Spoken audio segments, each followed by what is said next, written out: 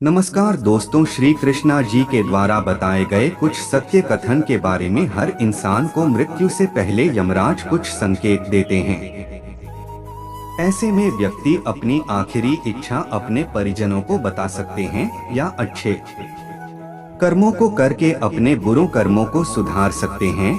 ज्योतिष के अनुसार मरने से पहले मृत्यु के देवता व्यक्ति को कई तरह के संकेत देते हैं। गरुड़ पुराण के मुताबिक मृत्यु से कुछ समय पहले ही मृतक को इसका आभास हो जाता है और उसे कुछ संकेत मिलने लगते हैं। लोगों का मानना है कि गरुड़ पुराण में भगवान विष्णु स्वयं इन संकेतों के बारे में बताते हैं। कुछ लोग यमराज के संकेत को स्वप्नों में या अदृश्य अनुभवों के माध्यम से महसूस करते हैं।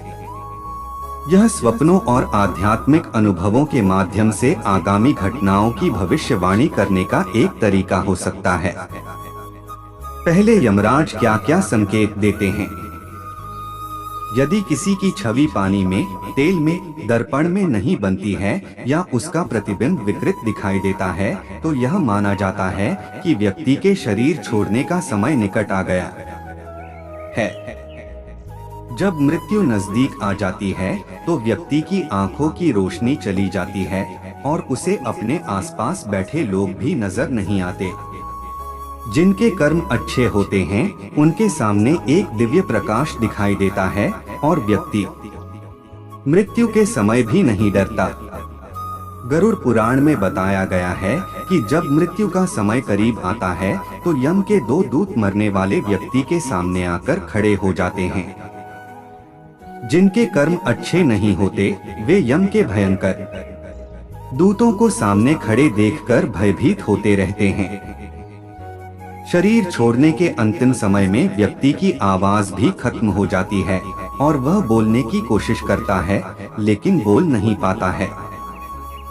आवाज घर घर करने लगती है जैसे किसी ने गला दबा दिया हो। बालों का सफेद होने लगना, दांतों का टूट जाना, आंखों की रोशनी का कमजोर होना और शरीर के अंगों का सही से काम न करना भी मौत से पहले के संकेत हो सकते हैं।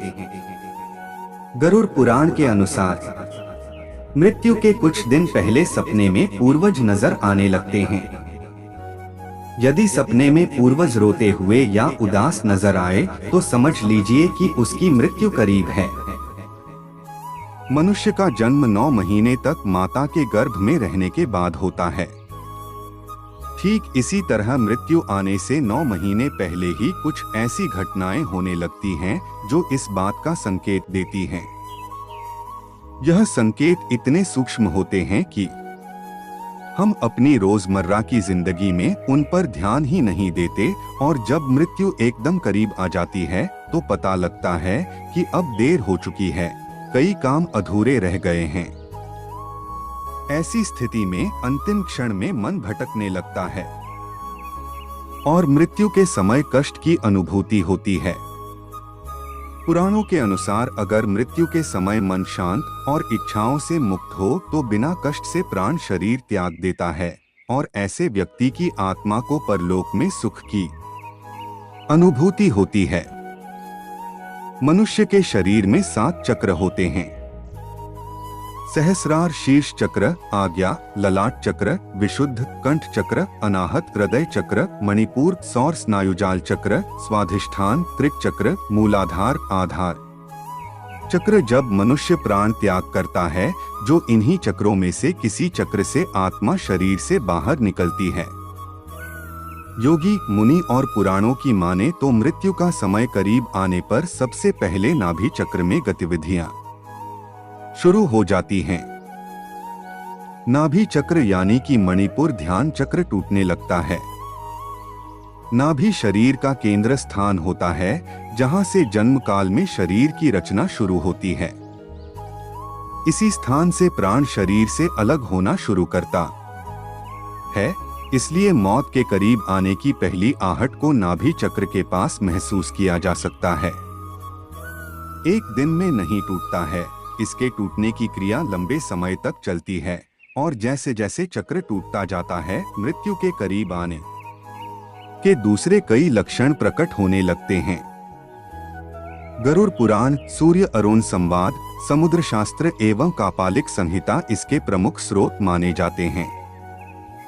इन ग्रंथों में बताया गया है कि मृत्यु का समय समीप आने पर व्यक्ति को कई ऐसे संकेत मिलने लगते हैं जिनसे यह जाना जा सकता है कि शरीर त्यागने का समय करीब आ गया है।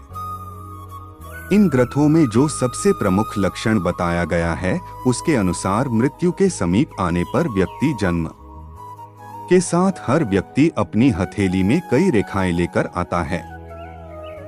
हस्तरेखा के जानकर कहते हैं कि यह ब्रह्मा का लेख होता है जिसमें व्यक्ति की सांसें यानी वह कितने दिन जीवित रहेगा यह लिखा होता है। हस्तरेखा पढ़ने वाले इन्हीं रेखाओं को देख पढ़कर व्यक्ति की भविष्यवाणी करते हैं।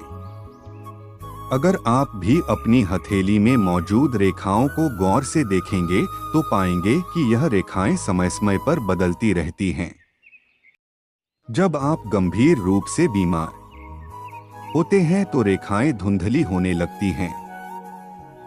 समुद्र शास्त्र कहता है कि जब मृत्यु करीब आ जाती है तो हथेली में मौजूद रेखाएं अस्पष्ट और इतनी हल्की हो जाती हैं कि यह ठीक से दिखाई भी नहीं देती हैं। जिस तरह घर में नए सदस्य के आने की खबर मिलने पर हम मनुष्य उत्साहित रहते हैं और उनके स्वागत की तैयारी करते हैं, कुछ इसी तरह जब कोई व्यक्ति संसार को छोड़कर परलोक की यात्रा पर जाने वाला होता है तो परलोक गए उनके पूर्वज और आत्माएं उत्साहित रहते हैं और अपनी दुनिया में नए सदस्य के आने की खुशी में रहते हैं। इसलिए मृत्यु के करीब पहुंच चुके व्यक्ति को अपने आसपास कुछ सायों के मौजूद होने का एहसास होता रहता है। ऐसे व्यक्तियों को अपने पूर्वज और कई मृत व्यक्ति नजर आते रहते हैं। कई बार तो व्यक्ति को इन चीजों का इतना गहरा एहसास होता है कि वह डर जाता है।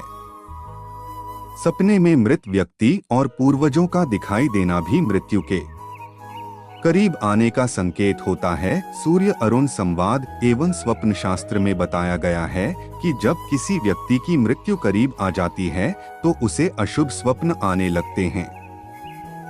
व्यक्ति खुद को गधे पर सवार होकर यात्रा करते हुए देखता है। सपने में मृत व्यक्ति और पूर्वजों का दिखाई देना भी मृत्यु के करीब आने का संकेत होता है। खुद को बिना सिर के देखना भी मृत्यु नजदीक आने का इशारा होता है।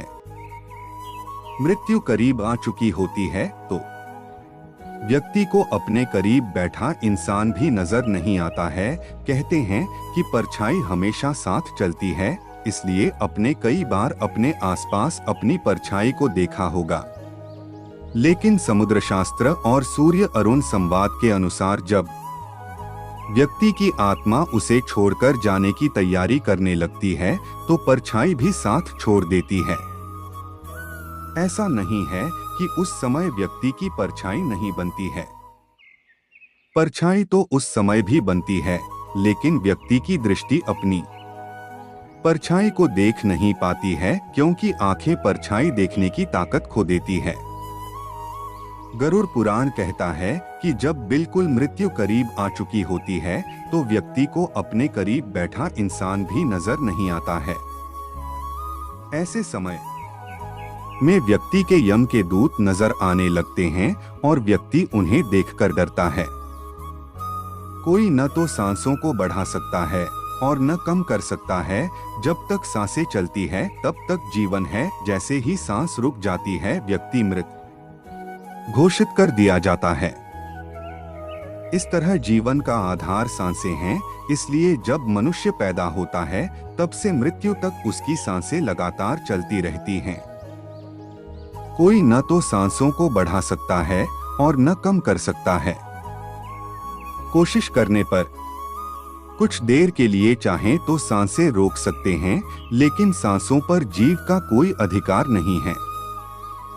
गरुड़ पुराण कहता है कि जब तक जीवन चक्र चलता रहता है तब तक सांसें सीधी चलती हैं, लेकिन जब किसी व्यक्ति की मृत्यु करीब आ जाती है तो उसकी सांसें उल्टी यानी ऊर्ध्व चलने लगती